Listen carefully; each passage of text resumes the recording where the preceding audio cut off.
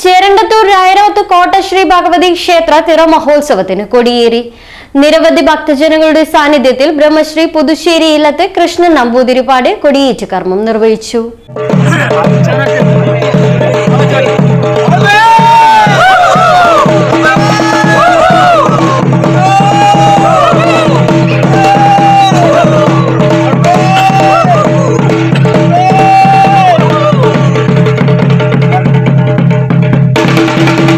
പുണ്യപുരാതനവും ചരിത്ര പ്രസിദ്ധവുമായ രായരോത്ത് കോട്ട ശ്രീ ഭഗവതി ക്ഷേത്രത്തിന് പ്രത്യേകതകൾ ഏറെയുണ്ട്. ക്ഷേത്ര സമുച്ചയത്തിന്റെ പൗരാണിക ആദ്യത്തെ ആരാധന സമ്പ്രദായത്തോളം പഴക്കമുണ്ട്.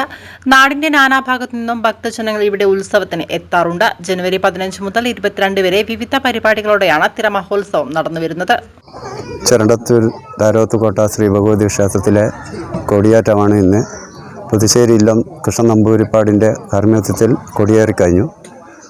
15 മുതൽ 22 വരെയാണ് നമ്മുടെ ഉത്സവം.